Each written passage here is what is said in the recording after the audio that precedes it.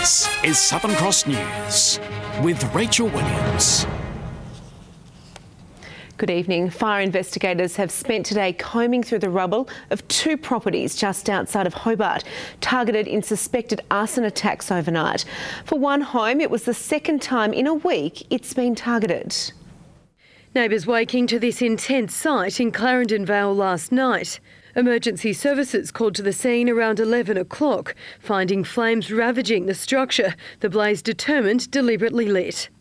We'll take the time today to go through the scene and do a full examination there to determine how it actually was caused. Today, this is all that remains of the carport. Everything, including two cars and children's bikes, destroyed.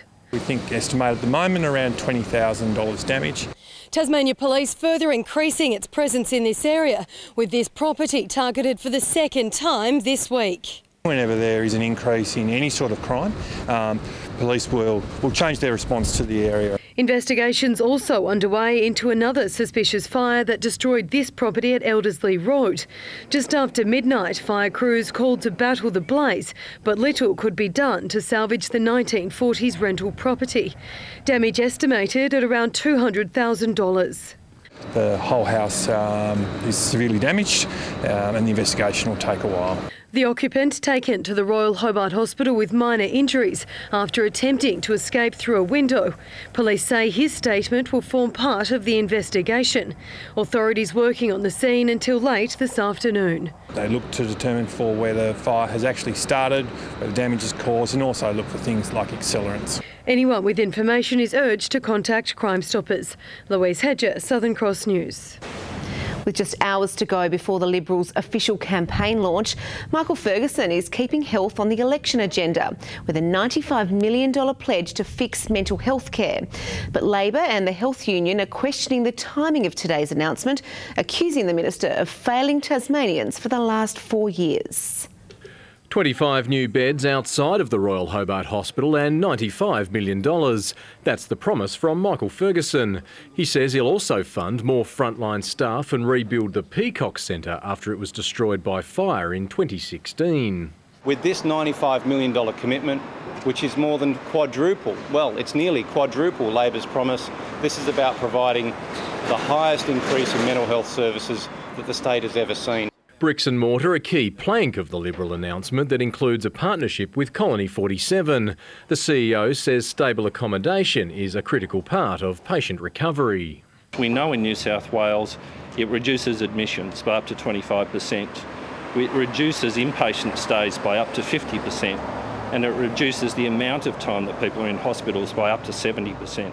Labor says today's announcement pales in comparison to their own mental health pitch 10 days ago. He hasn't replaced the acute mental health beds in the hospital. He hasn't provided services statewide. It's a very southern-centric approach. It's very cynical to now get an announcement 3 weeks out from an election that invests money that they'd already taken out. The Minister should be ashamed of what he has done to the Tasmanian health system over the last 4 years. And with 3 weeks to go until polling day, accusations of Me Tooism are already creeping into the campaign, with both Labor and the Liberals launching public transport plans just hours apart. The centrepiece of both parties' solution to Sorell's transport woes: more buses, more often. Right now, the take-up of public transport isn't as good as it could be. We'd like to see that increase by 50%. You just can't believe Labor to deliver on their promises. Further up the road and away from the traffic bottlenecks, this aircraft hangar will be the scene of tomorrow's presidential-style Liberal campaign launch. Will Hodgman, no doubt, hoping the event will convince many swinging voters to give their number one choice to the Liberals on March 3. Andrew McCarthy, Southern Cross News. The state Liberals are extending their stamp duty relief election pledge to seniors.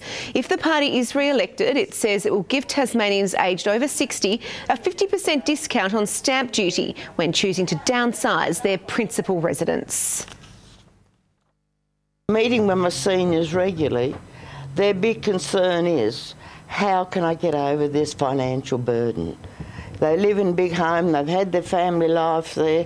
A lot of them are now on their own, and they've got, big homes, big gardens, and it's getting too much for them. Labor has previously announced a $106 million affordable housing package, which includes building new public homes for people aged over 55. The National Seniors Australia Launceston branch representative says she'd love to see a 100% stamp duty discount for seniors, and she will keep pushing for that. A tradition dating back to medieval times has taken place in Hobart today.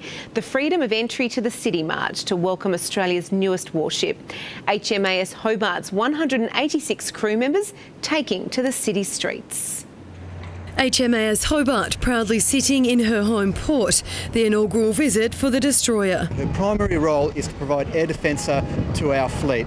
It is to defend against aircraft and missiles, and she does that very well. It's a real step towards the future, with the abilities just in the technical world, not to mention the air warfighting and capabilities there. She's berthed here for her Freedom of Entry March, a traditional mark of honour between the city and military. We dress up into our full ceremonials, our swords are drawn, we've got our rifles, our bands playing and our colours flying. By authority of the Mayor, councillors and citizens of Hobart, I bid you welcome and allow you to pass.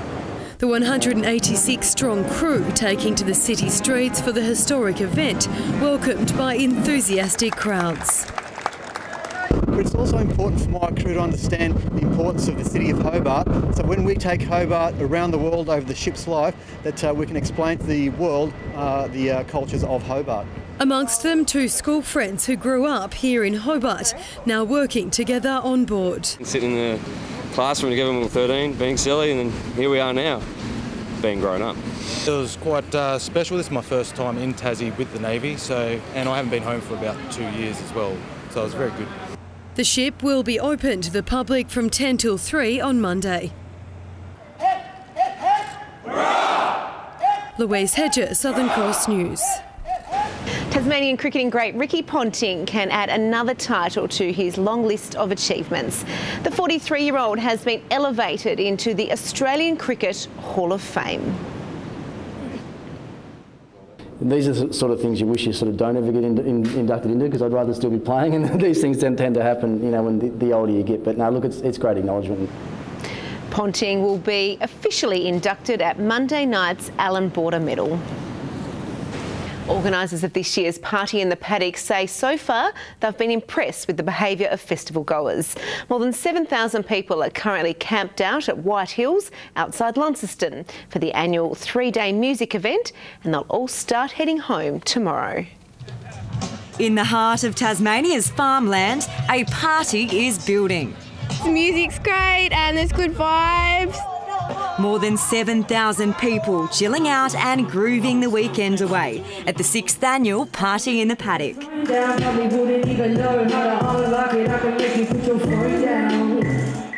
And while the festival's known for its music, new additions are keeping revellers on their toes.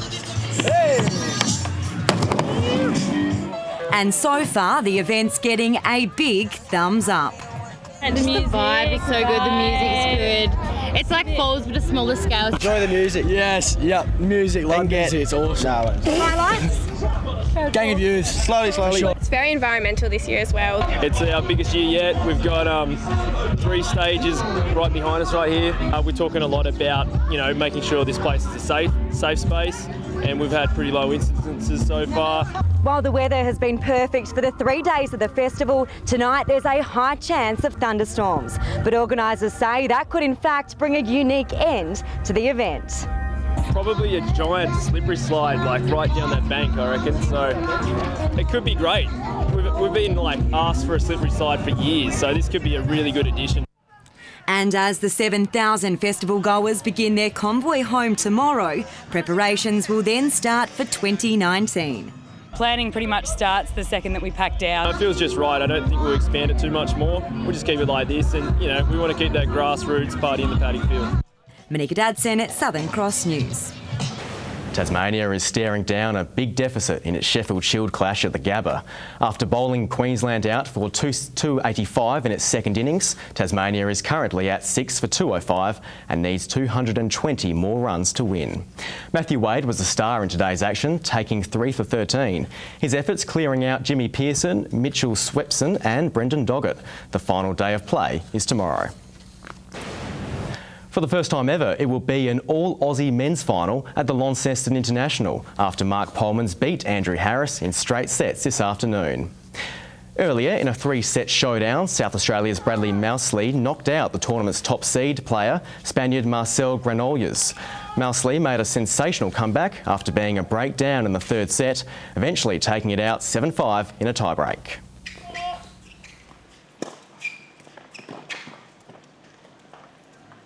I was getting pretty tired actually. I've had a few long matches this week, singles and doubles, but try to just find another level, and yeah, luckily I did. He got a little bit angry there, which kind of helped in my favour a little bit, but yeah, I just kept pushing through and found a second win and got there in the end. The men's match will follow the women's final between Gabriella Taylor and Asia Hobart tomorrow. The action starts at 11 o'clock. And we finish tonight with a local whipcracker who picked up the sport at 6 years of age and has gone on to become a 2-time junior state champion. Now Aaron Weldon will represent Tasmania on the national stage for the first time when he competes at Sydney's Royal Easter Show. 15-year-old Aaron is a cracking bloke.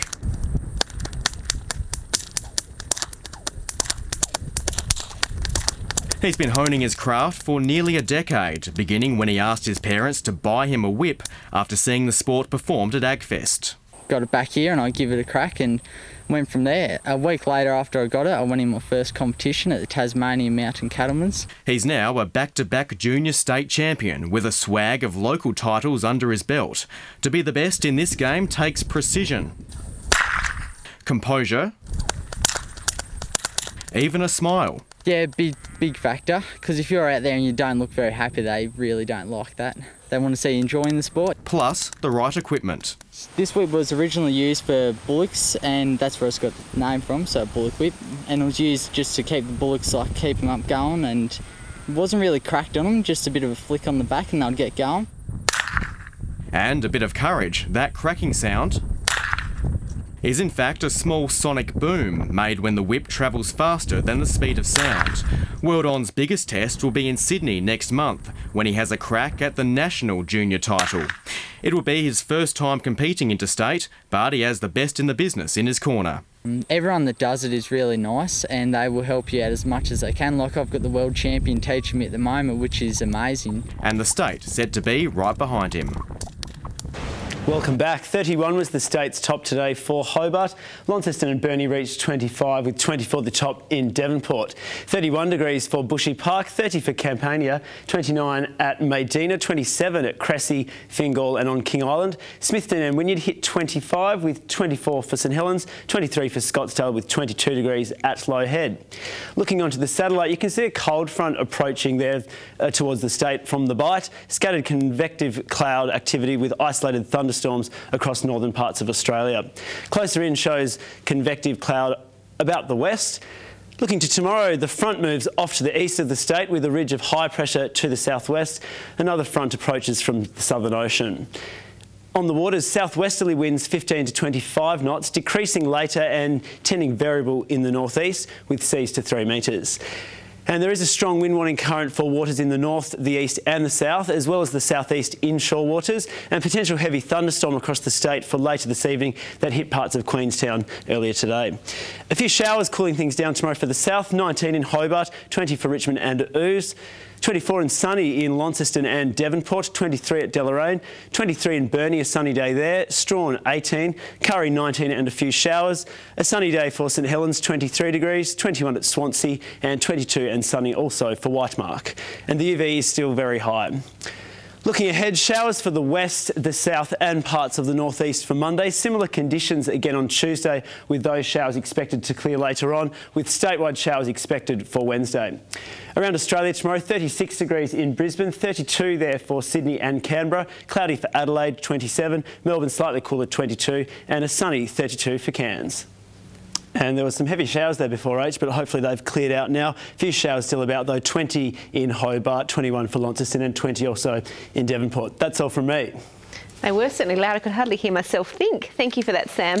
Well, that's all your news for now. Thanks for joining us. Have a great evening. Good night.